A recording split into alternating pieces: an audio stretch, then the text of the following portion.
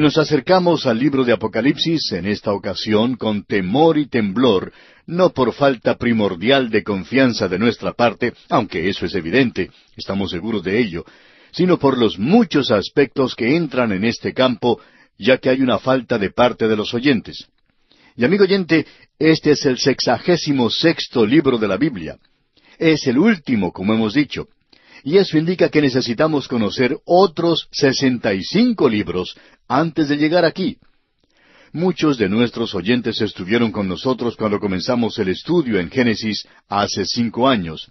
Y es necesario tener antecedentes de un conocimiento activo de todo lo que dice la Biblia, de todo lo que se ha presentado anteriormente. Uno necesita tener cierto sentir de las Escrituras, así como también de los hechos que se destacan en ella. Y luego hay otro hecho que hace que nosotros entremos al estudio de este libro con cierta alarma. Y la razón nuevamente es el clima en el cual estamos dando estos estudios en Apocalipsis. Esto no es primordialmente a causa de la era escéptica e incrédula, aunque eso es cierto, sino que es más bien a causa de estos días tenebrosos, desesperados y difíciles en los cuales vivimos. El fracaso del liderazgo en todo campo, ya sea gubernamental o político, científico o académico.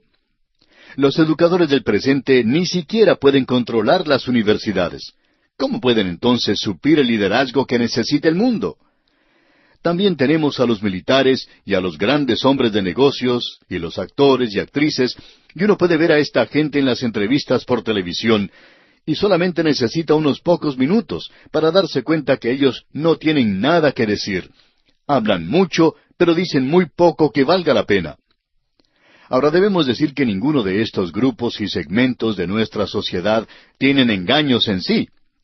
En realidad son fracasos en el campo del liderazgo porque en el presente existe esta falta de liderazgo. No hay nadie que nos guíe para poder salir de este pantano o embrollo moral en el que nos encontramos, o de los difíciles problemas que nos tienen atrapados. Estamos viviendo en tiempos difíciles. Creemos en realidad que este es uno de los peores tiempos en la historia de la Iglesia. Se hace muy difícil, y a causa del gran peligro que existe hoy, el doctor Carl Ray escribió hace muchos años, después de la Segunda Guerra Mundial, lo siguiente: «Yo tengo temor. Todos los científicos que conozco tienen temor. Están atemorizados por las vidas de ellos y están atemorizados también por la vida suya». Amigo oyente, este es el cuadro de estos días y podríamos citar muchos más. Y la Iglesia hoy no tiene ninguna solución a los problemas de esta hora en la que vivimos, lo que hace de eso algo muy difícil. Una de las cosas que se ha notado es el crecimiento fenomenal de la membresía de la Iglesia, especialmente después de la Segunda Guerra Mundial, y eso solo por un tiempo.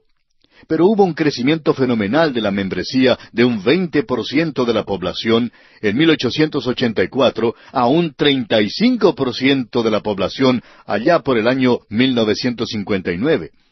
Ese fue el punto más elevado al que llegó la membresía en las iglesias protestantes. Y eso indicaría la posibilidad de una iglesia llena de entusiasmo para Dios. Tenía riquezas, llevaba a cabo tremendos programas, pero recientemente la iglesia ha comenzado a perder, y hoy por cierto que no está afectando la cultura de esta hora, la cultura contemporánea del presente.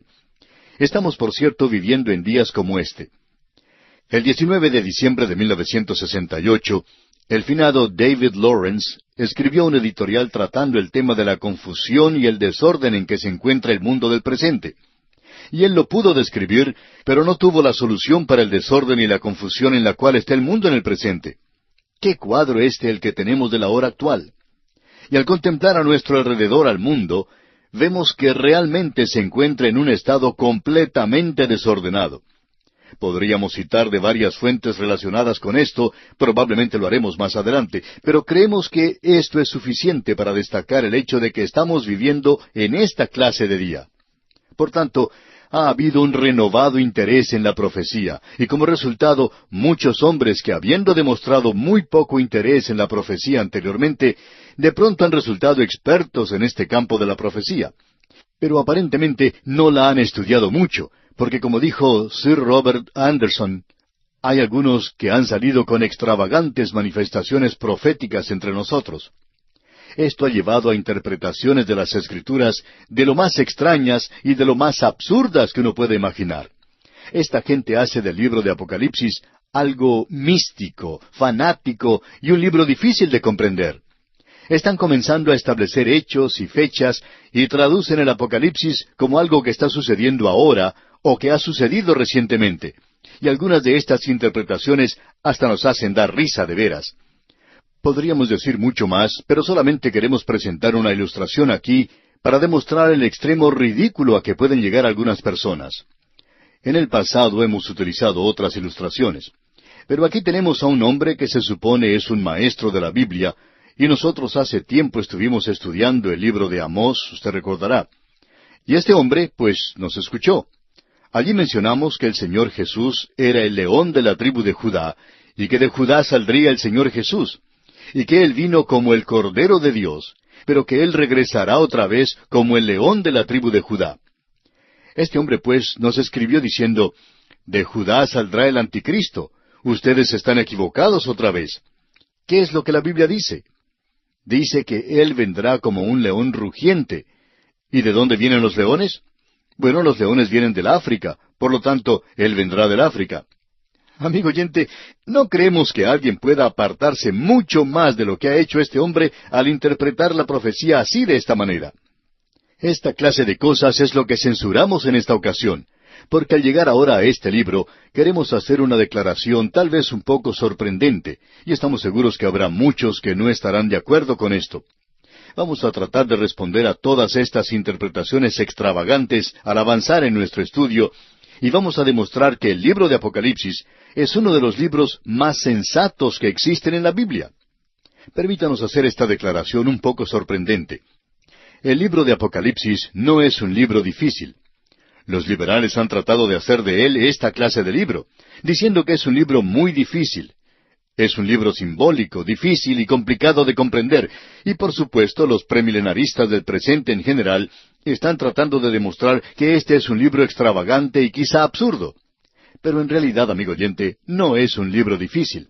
Es el libro mejor ordenado de la Biblia, y no hay ninguna razón para entenderlo mal. En primer lugar, queremos decir que no hay ningún otro libro en la Biblia, y vamos a tratar con esto al seguir más adelante en nuestro estudio. No hay otro libro, pues, en la Biblia que sea tan ordenado como es el libro de Apocalipsis. Esto es lo que queremos decir. Este libro se divide a sí mismo, como ya hemos de ver.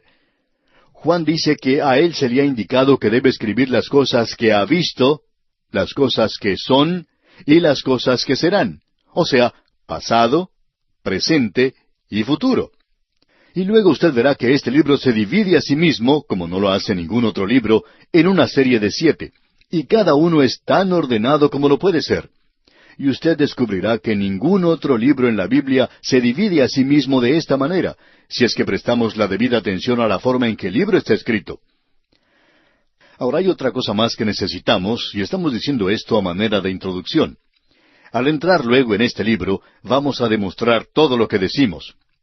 Hay aquellos que afirman que este libro es todo simbólico, y que uno en realidad no lo puede comprender, es más allá de nuestro entendimiento. Y amigo oyente, el libro de Apocalipsis tiene que ser tomado literalmente. Y cuando es un símbolo, será indicado, será declarado así, y será algo simbólico de la realidad. Y la realidad será algo mucho más real que los símbolos, por la sencilla razón de que él utiliza un símbolo para describir una realidad. Y eso es importante. Más aún, es de suma importancia el seguir esto, ya que debemos permitir que este libro de Apocalipsis nos diga lo que quiere decir. A causa de esto, no tenemos ningún derecho de ir al libro de Apocalipsis y tratar de sacar de él algunos de estos maravillosos cuadros que nos presenta Juan, y algunos de ellos son en realidad simbólicos, pero simbólicos de una realidad que no es una realidad que está teniendo lugar ahora. Pero antes de entrar en esto, permítanos decir algo más, y luego desarrollaremos esto más adelante. El libro de Apocalipsis es profético del futuro.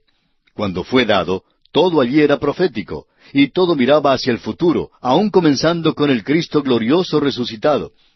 Él pudo verle a Él como es en el presente, pero esa es una visión que fue dada, y ya que fue una visión dada, Él tuvo que escribirlo como una visión que fue, es decir, en el pasado.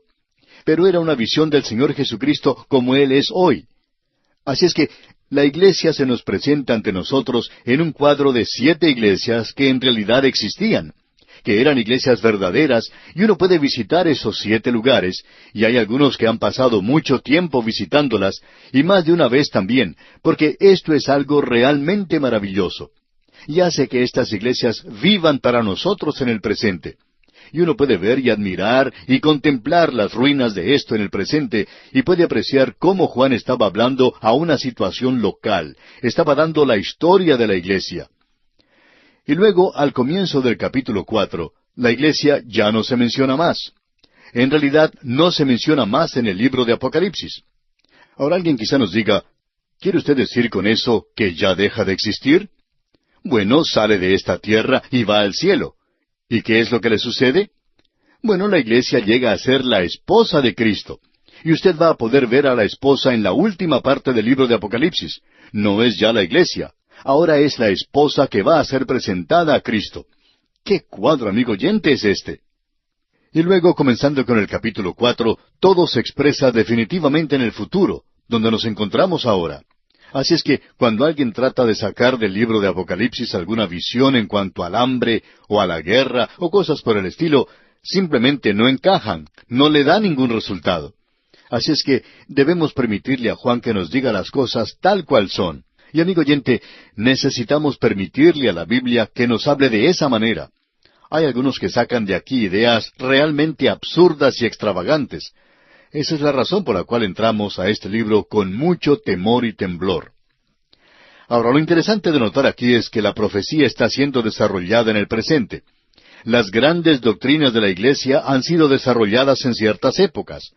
Al principio fue la doctrina de las Escrituras, de la palabra de Dios. Luego fue la doctrina de la persona de Cristo, o sea, la cristología.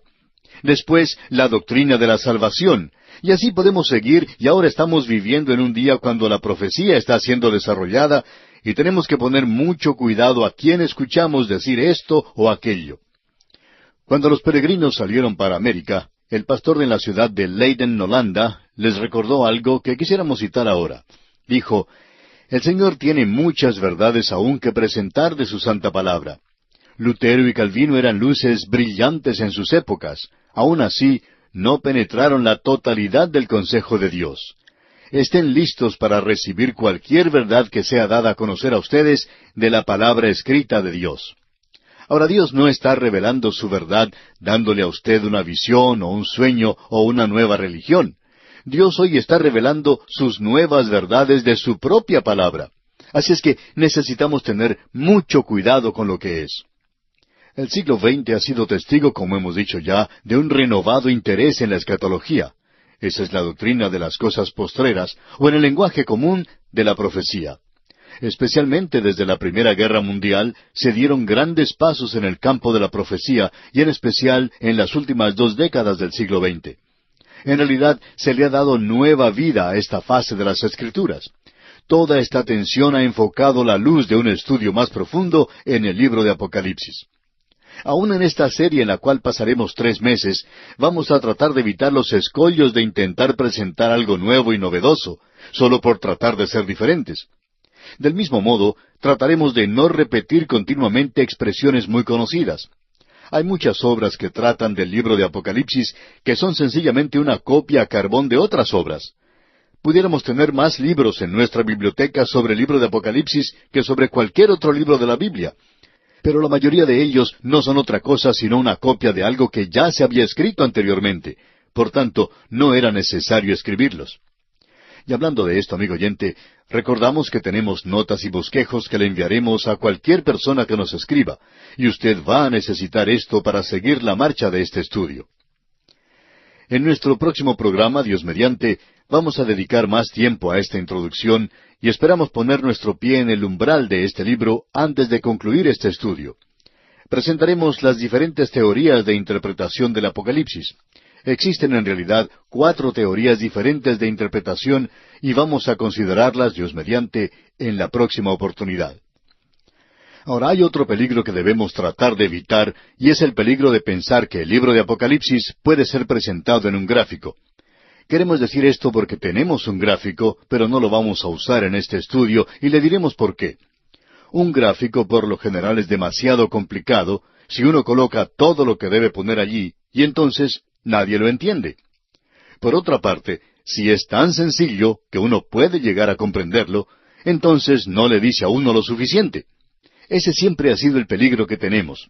Tenemos varios gráficos que diferentes personas nos han enviado, hombres en los cuales tenemos mucha confianza, y uno de ellos es tan complicado que uno necesita otro gráfico para poder entender el gráfico mismo. Así es que no vamos a estar usando gráficos, pero trataremos de indicar los diferentes períodos o las diferentes etapas al avanzar en nuestro estudio. Presentaremos un cuadro completo porque la Biblia comienza no solo con una vista global, sino con una vista universal. Dice, usted recuerda, en el principio creó Dios los cielos y la tierra. Y el libro de Apocalipsis es otro libro que no es solo un libro global, sino un libro universal. Demuestra lo que Dios va a hacer con su universo y con sus criaturas. No hay ningún libro que se le asemeje. Concluimos con el pensamiento de que las condiciones presentes, el fracaso de cada gran departamento de nuestra cultura contemporánea, ha fallado en presentar liderazgo al mundo, que los hombres se ven confundidos y están dirigiéndose en todas las direcciones. Esto ha sucedido ya por bastante tiempo. De hecho, desde la Segunda Guerra Mundial, los hombres se han sentido de esta manera. Ahora queremos seguir mencionando aquí algunas citas de los hombres que al fin de la Segunda Guerra Mundial percibieron lo que se aproximaba, aún en nuestro propio día.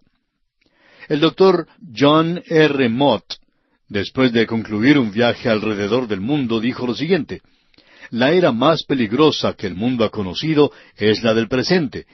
Cuando pienso en la tragedia humana como la vi y como la sentí, en los ideales cristianos sacrificados como lo han sido, se me ocurre a mí que Dios está preparando el camino para una inmensa acción directa.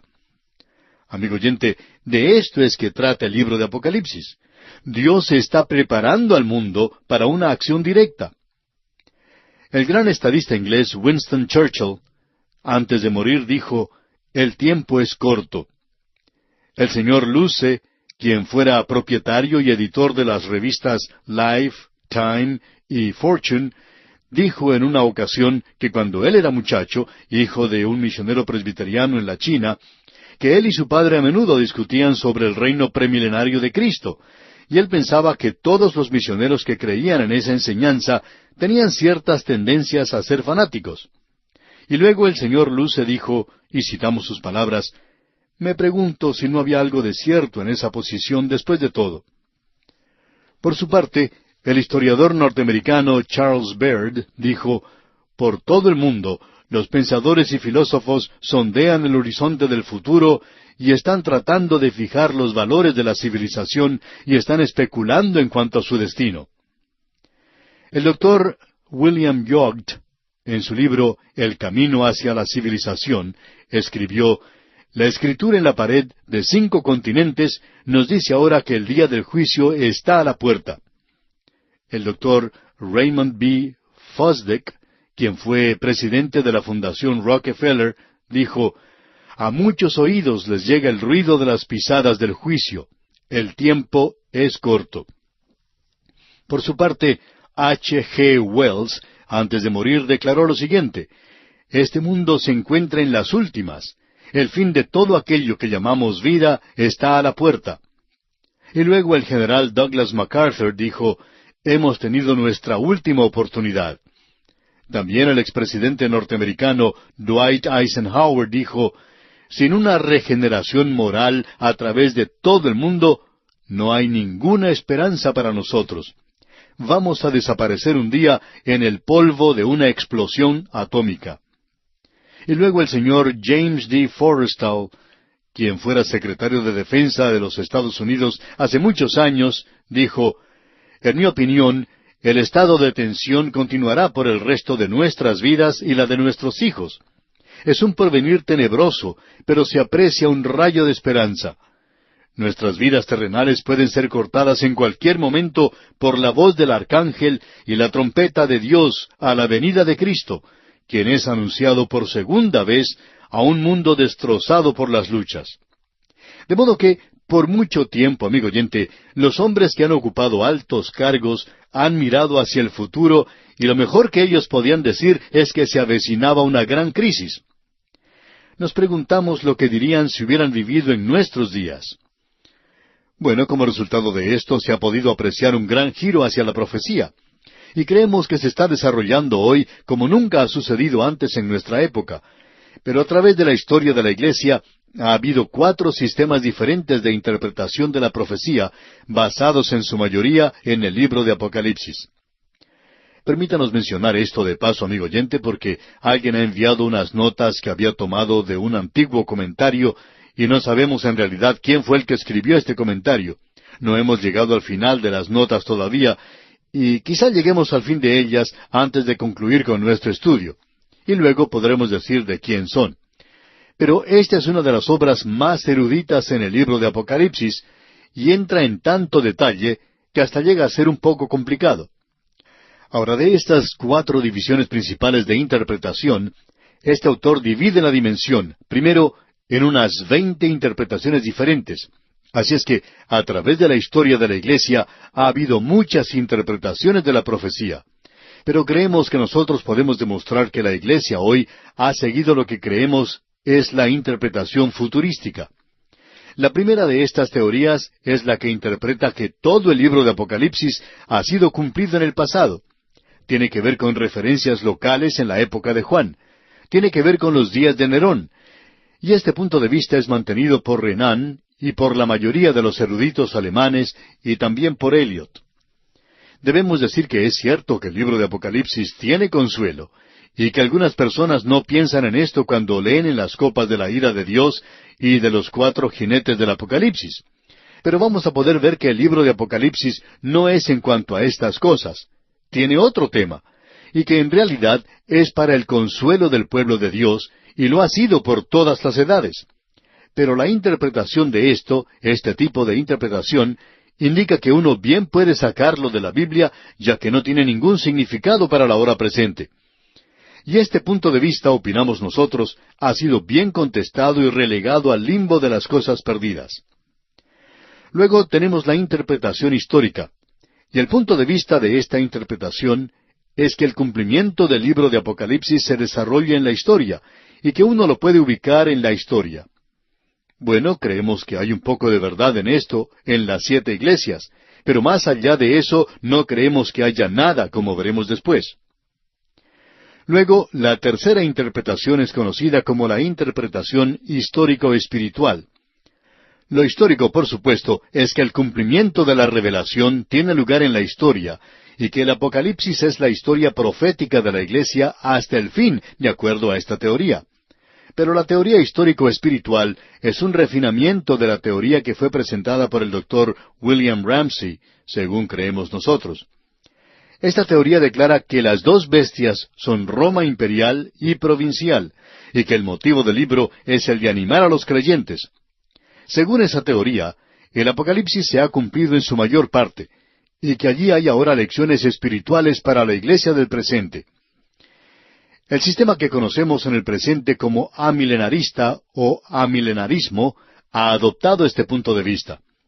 Esto, por supuesto, que disipa y derrota el propósito del libro. Y en este sistema es sorprendente ver cómo las cosas pueden disiparse hasta el punto de desaparecer, diciendo sencillamente que son símbolos. Pero esta gente nunca es capaz de decirle a uno qué clase de símbolos son. Siempre existe un verdadero problema en hacer eso. La realidad es que a veces resultan interpretaciones un poco fuera de lo común y extrañas dentro de ese punto de vista. De vez en cuando vamos a mencionar algunas de las declaraciones ridículas que se hacen allí. Una de ellas se refiere a Martín Lutero, otra se refiere a la invención de la imprenta. Amigo oyente, esos puntos de vista están muy separados. Aún así, representan esa clase o tipo de interpretación, y es algo que opinamos ha dañado o perjudicado la interpretación de este libro más que cualquier otra cosa. Ahora alguien quizá nos pregunte, ¿y qué interpretación van a seguir ustedes? Bueno, la cuarta y última es la conocida como la futurista, y mantiene el punto de vista que el libro de Apocalipsis es primordialmente profético y aún futuro, especialmente a partir del capítulo 4 de Apocalipsis hasta el final del libro. Este es el punto de vista de todos los premilenaristas y es el punto de vista que aceptamos nosotros. Y es el punto de vista que le vamos a presentar a usted, amigo oyente. Ahora, permítanos mencionar aquí algunas de las características singulares en cuanto a este libro de Apocalipsis. En primer lugar, debemos destacar que este es el único libro profético en el Nuevo Testamento. Hay 17 libros proféticos en el Antiguo Testamento y solamente uno en el Nuevo. La segunda cosa que deseamos destacar es que el escritor, Juan, se extiende mucho más allá en la eternidad que cualquier otro escritor en la historia. Eso lo podemos ver en su Evangelio. Dice, en el principio era el Verbo, y el Verbo era con Dios, y el Verbo era Dios. Y luego seguimos hacia el tiempo de la creación. Todas las cosas por Él fueron hechas, y sin Él nada de lo que ha sido hecho fue hecho. Ahora, en el libro de Apocalipsis, Él se extiende mucho más allá en la eternidad que cualquier otro libro. En realidad, hacia allí es a donde va Él al fin del libro, hacia la eternidad en el futuro, hacia el reino eterno de nuestro Señor y Salvador Jesucristo. Y es un cuadro glorioso, digamos de paso, que lamentablemente ha sufrido abuso o negligencia en el presente. Ahora, la tercera característica especial es que este libro tiene una bendición especial que se promete a los que leen el libro. Eso lo apreciamos en el capítulo 1, versículo 3, donde leemos, Bienaventurado el que lee, y los que oyen las palabras de esta profecía, y guardan las cosas en ella escritas, porque el tiempo está cerca. Esta es una promesa de bendición. Al final del libro se nos da una advertencia, allá en el capítulo 22, versículos 18 y 19, donde leemos, Yo testifico a todo aquel que oye las palabras de la profecía de este libro. Si alguno añadiere a estas cosas, Dios traerá sobre él las plagas que están escritas en este libro. Y si alguno quitare de las palabras del libro de esta profecía, Dios quitará su parte del libro de la vida, y de la santa ciudad, y de las cosas que están escritas en este libro. Esto debería ser algo que llame la atención a aquellos que gustan de presentar interpretaciones absurdas y extravagantes. Es peligroso el decir cualquier cosa en cuanto a este libro de Apocalipsis, porque la gente se da cuenta de que hemos entrado a una gran crisis en la historia. Y luego, el decir algo que está completamente fuera de línea es engañoso. Pero lo más desafortunado es que los maestros más populares en cuanto a la profecía del presente son aquellos que se han apartado por las ramas. Y esto precisamente presenta, según opinamos, un problema muy serio. Más adelante veremos las repercusiones de esto. Ahora, la cuarta cosa destacada en cuanto al libro de Apocalipsis es que no es un libro sellado. Usted recuerda que Daniel estaba hablando en cuanto al libro sellado hasta el fin. Pero aquí en el libro de Apocalipsis se le dice a Juan, en el capítulo 22, versículo 10, Y me dijo, No selles las palabras de la profecía de este libro, porque el tiempo está cerca. Nosotros estamos en desacuerdo con aquellos, especialmente los liberales del presente, que gustan decir que el libro de Apocalipsis es un libro muy difícil, lleno de cosas que uno no puede comprender y todo eso. Bueno, eso es contradecir aquello que el Señor Jesucristo mismo ha dicho, que este no es un libro sellado. Como hemos dicho antes, es probablemente el libro mejor organizado que se encuentra en la Biblia. La quinta cosa que deseamos destacar en cuanto a este libro es que es una serie de visiones expresadas en símbolos que tratan con la realidad. La interpretación literal se prefiere casi siempre, a no ser que Juan presente claramente ante nosotros que se debe hacer de otra manera. Llegamos ahora a la sexta y última característica destacada de este libro, y es algo sorprendente, por cierto. En cierto sentido, es más importante. Este libro es como una gran estación terminal del ferrocarril. Allí es donde van a parar todas las líneas de profecía que vienen de otras porciones de las Escrituras. El Apocalipsis no origina y tampoco da principio a nada, sino que consume y concluye aquello que ha comenzado en otra parte. Es imperativo entonces que antes de entender correctamente el libro, uno debe ser capaz de localizar el punto de procedencia de cualquier gran tema de la profecía, desde la primera referencia hasta la última. Y allí vemos 10 grandes temas de la profecía que encuentran su culminación en este libro. Esa es la razón por la cual un conocimiento del resto del libro, es decir, de toda la Biblia, es imperativo para poder comprender el Apocalipsis. Tenemos ahora una información que no hemos revisado, y no planeamos hacerlo tampoco. Pero aquí queremos presentar algo que se nos ha dado, y es que de 404 versículos en Apocalipsis, 278 contienen referencias al Antiguo Testamento. Es decir, que más de la mitad de este libro depende en su entendimiento del Antiguo Testamento. Se calcula que más de 500 referencias aluden al Antiguo Testamento en el Apocalipsis. Ahora, los libros que más se destacan en citas en el Apocalipsis, según creemos nosotros, son los Salmos, Daniel y Zacarías. Y usted recuerda que cuando estudiamos Zacarías, mencionamos cuán importante sería para el Apocalipsis. También tenemos a Génesis, Isaías, Jeremías, Ezequiel y Joel y todos los demás. Esto hace que este sea un libro destacado y maravilloso. Ahora, ¿cuáles son los 10 grandes temas? Para poder verlos, permítame ponerlo al corriente de las cosas. Antes habíamos estado hablando de estaciones de ferrocarril, y eso fue un buen ejemplo en muchas partes para las cosas del pasado. Pero ahora es mucho más popular el viajar en avión. Así es que, para ponerlo al día, vamos a decir que este libro es como un gran aeropuerto internacional. Podemos ver que arriba un avión viene procedente del Japón. La gente de ese país son japoneses. Y si usted nunca ha visto un japonés, a usted le interesará observarlos detenidamente. Quizás se pregunte de dónde viene esa gente. Y usted podrá notar que muchos de ellos usan ropas diferentes a las nuestras, y usted podría tener muchas preguntas. Usted querría saber más de ellos, y necesitaría saber de dónde vienen para poder comprender ese avión y la gente que está saliendo de él. Y ahora viene otro avión, digamos de la ciudad de Nueva York, lleno de hombres de negocios. Todos están bien vestidos, y ni bien llegan al aeropuerto, salen corriendo con su maletín en mano a buscar más negocios. Y uno necesitaría comprender de dónde venían para poderlos comprender. Luego viene un avión de un país europeo y esta gente habla en otro idioma que usted no entiende, pero usted necesita saber de dónde vienen ellos. Pues bien, este libro de Apocalipsis es así como un aeropuerto y hay 10 grandes compañías aéreas que entran a ese aeropuerto. Y usted necesita saber dónde comenzó el viaje y cómo se desarrolló al llegar al libro de Apocalipsis. Esto es importante de saber de nuestra parte. Ahora permítanos mencionar estas aerolíneas, por así decirlo, y luego vamos a analizarlas más detenidamente. En primer lugar, el Señor Jesucristo. No vamos a desarrollar esto hoy, pero Él es el tema del libro. No es la bestia, sino aquel que lleva el pecado. El Señor Jesucristo es el tema de este libro. No quite sus ojos de Él cuando se hable de las copas de la ira, porque usted perderá el significado del libro si hace eso. Comenzamos con Él en el capítulo 3, versículo 15 de Génesis. Allí vemos a la mujer. Y luego, en segundo lugar, tenemos a la iglesia, o sea, la segunda aerolínea es la iglesia. Y uno puede ver allí dónde comienza la iglesia.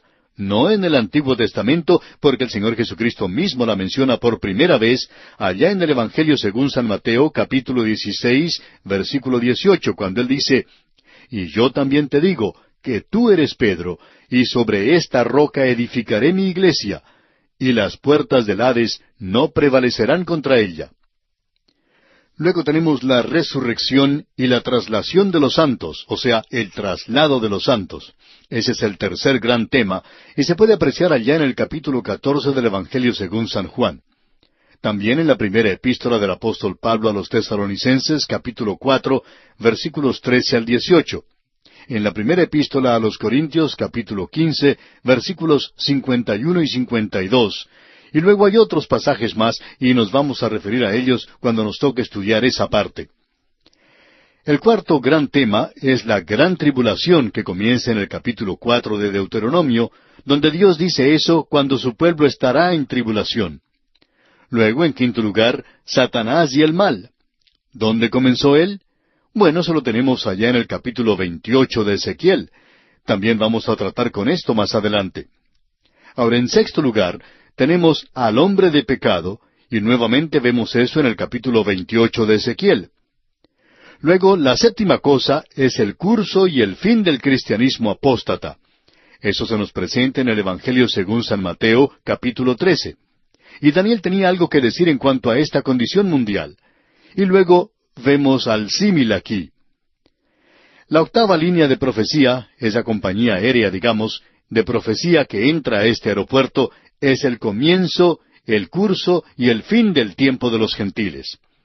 El Señor Jesucristo dijo allá en el Evangelio según San Lucas, capítulo 21, versículo 24, «Y Jerusalén será hollada por los gentiles hasta que los tiempos de los gentiles se cumplan». Y luego tenemos la novena gran profecía, la segunda venida de Cristo.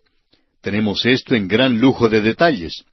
Y finalmente, la número 10 son los pactos de Israel, comenzando con el pacto que Dios hizo con Abraham, allá en el libro de Génesis capítulo 12, y 5 cosas que Dios prometió a Israel. Dios dijo aquí que Él va a cumplir todas ellas, como cumplirá las promesas que Él nos ha hecho a nosotros.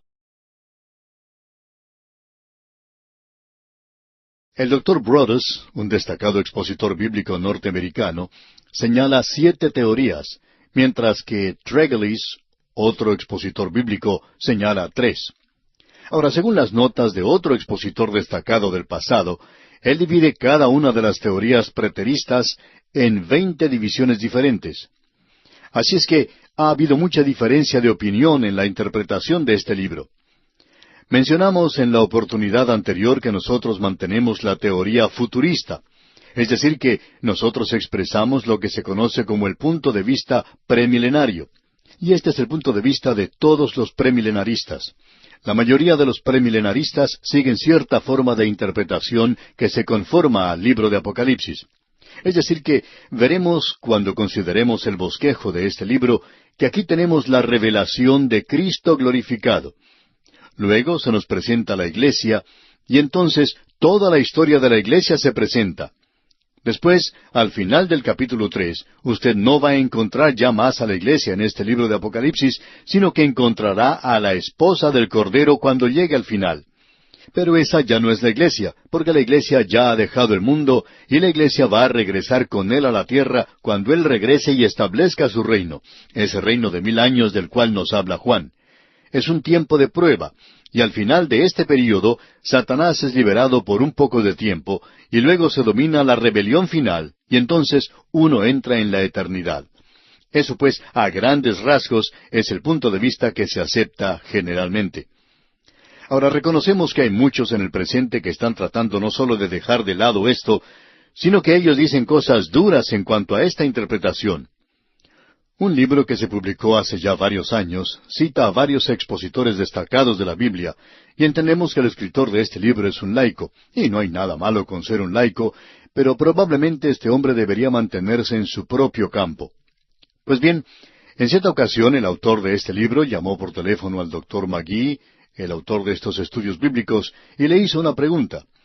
El Dr. McGee no se encontraba bien de salud en aquella ocasión y no quiso responder la pregunta de este hombre y no respondió.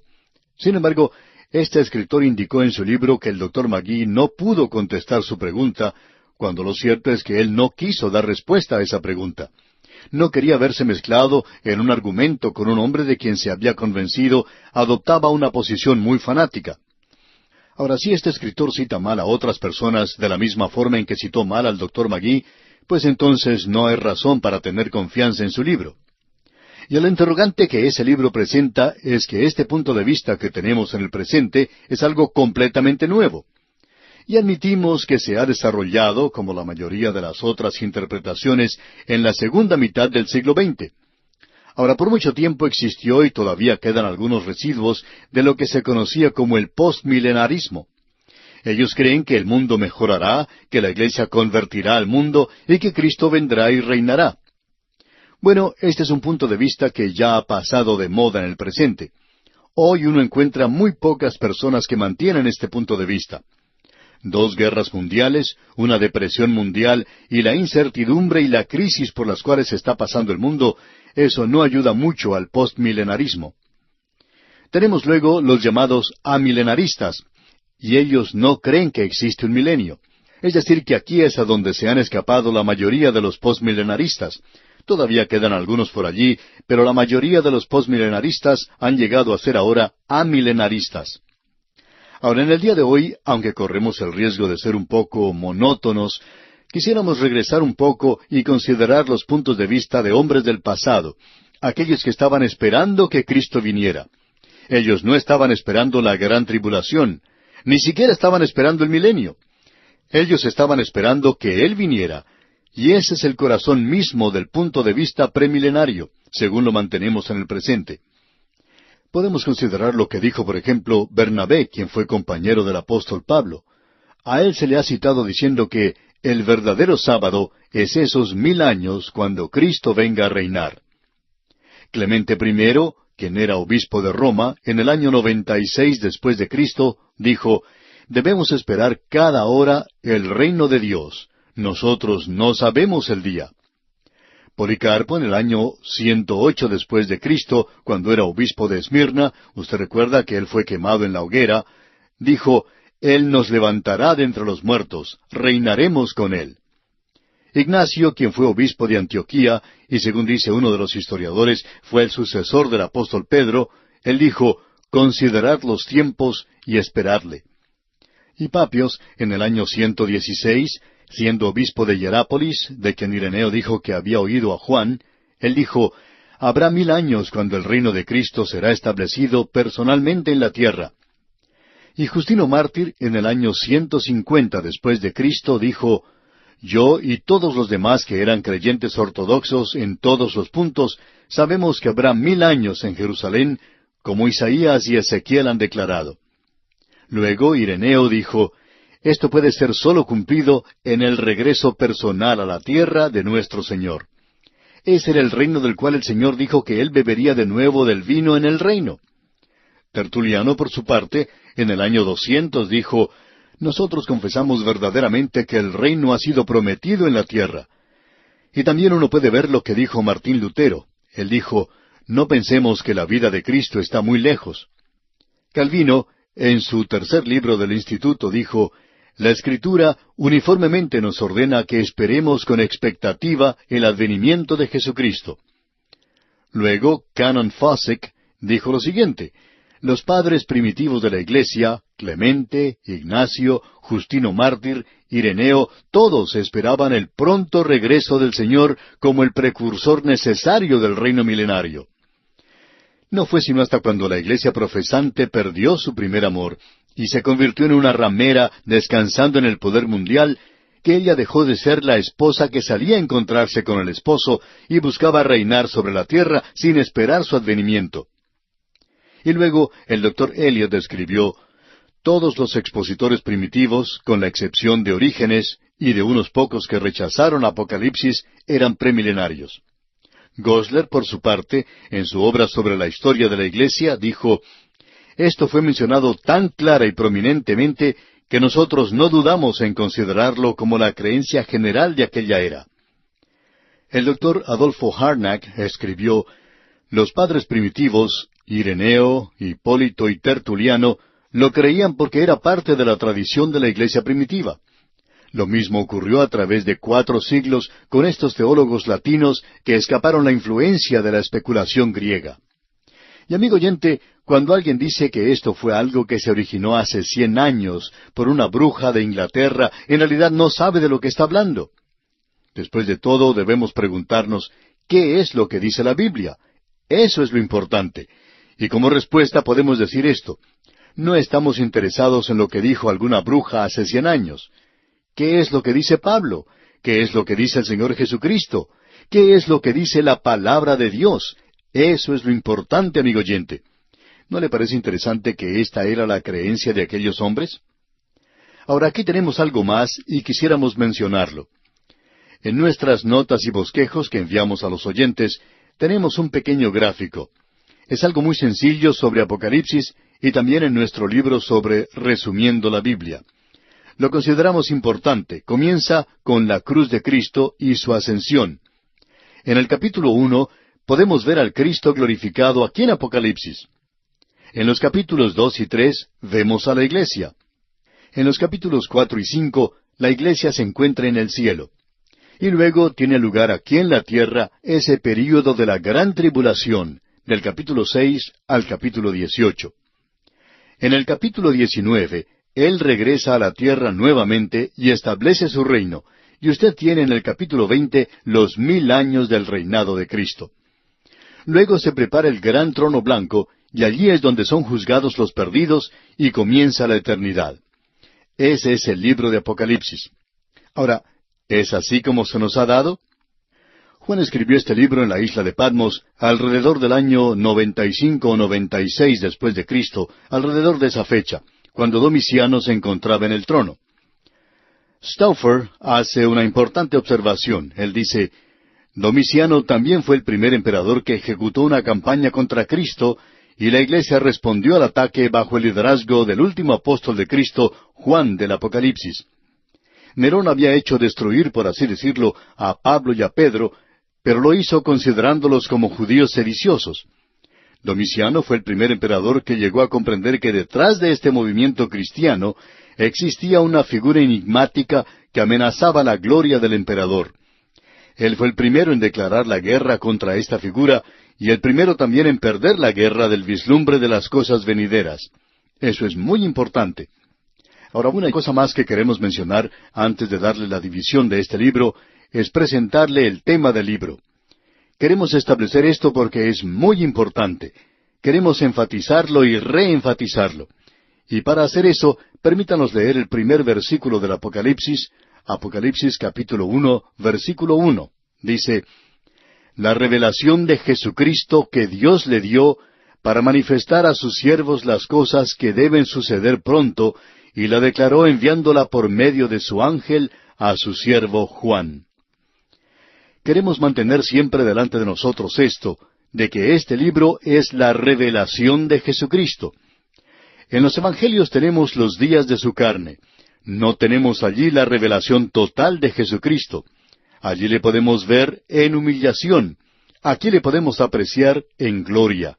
Le podemos ver a cargo de todo lo que tiene lugar. Él tiene un comando absoluto en este libro de Apocalipsis, y este es el descubrimiento de Jesucristo. El comentarista Snell lo dice así, en la revelación, el Cordero es el centro alrededor del cual se agrupa todo lo demás, la fundación sobre la cual se edifica todo aquello que perdura, el clavo que une a todo, el objeto al cual todo señala y el manantial del cual salen todas las bendiciones. El Cordero es la luz, la gloria, la vida, el Señor del cielo y la tierra, frente al cual toda profanación o mancilla debe desaparecer y en cuya presencia se conoce la totalidad del gozo. De aquí que no podamos avanzar mucho en el estudio de Apocalipsis sin ver al Cordero como las señales que marcan el camino para recordarnos que aquel que por sí mismo nos limpió de nuestros pecados, ahora ha sido exaltado, y ante Él debe inclinarse toda rodilla y confesar toda lengua. Hasta aquí la declaración del comentarista Snell. Amigo oyente, a esta gran declaración nosotros podemos decir, aleluya, aleluya, porque el Cordero va a reinar en esta tierra. Ese es el plan de Dios, ese es el propósito de Dios. Nosotros hemos dicho que el libro de Apocalipsis no es verdaderamente un libro difícil, que es un libro que es dividido a sí mismo de una manera muy fácil, por cierto que lo hace. Si usted lee los versículos 18 y 19 de este primer capítulo, Juan lo dividirá para usted. Este es un libro en el cual uno no debe trabajar tratando de hacer alguna división. Juan lo hace todo por usted, y en el versículo 18 tenemos al Señor Jesucristo hablando como el Cristo glorificado, y dice, «Y el que vivo y estuve muerto, mas he aquí que vivo por los siglos de los siglos. Amén. Y tengo las llaves de la muerte y del Hades». 4 grandes declaraciones en cuanto a Él. Él dice, «el que vivo». En otro lugar, «estuve muerto». Y luego Él dice, «he aquí que vivo por los siglos de los siglos». Y luego Él dice, «y tengo las llaves de la muerte y del Hades», es decir, de la tumba. Luego a Juan se le dice que escriba, y este va a ser su bosquejo. Él presenta esto en el versículo 19 de este capítulo 1 de Apocalipsis, donde dice, «escribe las cosas que has visto, y las que son, y las que han de ser después de estas». Amigo oyente, Esto es realmente maravilloso, una división grandiosa la que se nos presenta aquí. En realidad no hay nada que se le pueda comparar. Primero él dice, yo soy el que vive. Y luego dice, las cosas que has visto. Es decir, al Hijo del Hombre en el cielo, Cristo en la gloria. Ese es el capítulo 1 de Apocalipsis. Él dice, el que vivo y estuve muerto, mas he aquí que vivo por los siglos de los siglos. Él le dice a Juan que escriba las cosas que son. Usted va a poder apreciar, amigo oyente, que el Cristo viviente está muy ocupado hoy. ¿Sabía usted que Él es la cabeza de la iglesia en el presente? ¿Sabe usted la razón por la cual la iglesia se encuentra en tal desorden? La iglesia es como un cuerpo que ha sido decapitado. Ya no está en contacto con la cabeza de la iglesia. Y tenemos el bosquejo que se nos presenta de las 7 iglesias en los capítulos 2 y 3 de este libro de Apocalipsis. Esas son las cosas del presente. Las cosas que son pasadas es esa visión del Cristo glorificado. Ahora, comenzando con el capítulo 4 hasta el capítulo 22, tenemos el futuro. Él dice que Juan debe escribir de las cosas que han de ser después de estas. Y esto es muy importante. Ahora, la expresión después de estas viene del griego metatauta. ¿Y a qué cosa se refiere? Bueno, a las cosas después de las cosas de la iglesia. Así es que, comenzando con el capítulo 4, uno trata con las cosas que van a tener lugar después que la iglesia salga de la tierra. Y el gran engaño de la hora presente es el buscar o tratar de sacar del libro de Apocalipsis, del capítulo 4, tratar de sacar estas cosas para el presente. Es por eso que tenemos todas esas interpretaciones extravagantes hoy. ¿Por qué no seguimos simplemente lo que Juan nos está diciendo? Él dice, aquí tienen mi bosquejo, síganlo. Escribe las cosas que has visto, y las que son, y las que han de ser después de estas. Metatauta, después de estas. Juan va a informarnos cuando él llegue a metatauta. Eso comenzará con el capítulo 4, las cosas que han de ser después de estas. Así es que no hay cómo perder esto de vista, a no ser que usted tenga algún sistema de interpretación que no encaje dentro del libro de Apocalipsis. Entonces, si no sucede así, entonces usted va a tener sus problemas. Debemos mantener en mente que el Señor Jesucristo está detrás de todo lo que tiene lugar en este libro. Él está a cargo completamente de todo. Él es el Cristo glorificado. Ah, amigo oyente, que usted y yo pudiéramos verle a Él hoy. Hemos tratado de presentar ciertas divisiones de este libro en formas o maneras diferentes. Lo hemos dividido en la misma división que Juan nos da. O sea, en el capítulo 1 tenemos la persona de Jesucristo, Cristo en la gloria. Luego, en los capítulos 2 y 3, tenemos la posesión de Jesucristo, es decir, su iglesia. Es suya, su iglesia, de que Él amó a la iglesia, Él se entregó por ella para que fuera suya. Y esto lo tenemos en los capítulos 2 y 3. La iglesia, su iglesia. Luego tenemos el programa de Jesucristo como es visto en el cielo, en los capítulos 4 al 22, donde está la consumación de todas las cosas sobre esta tierra. Esto es lo que hace de este libro de Apocalipsis un libro tan glorioso, maravilloso.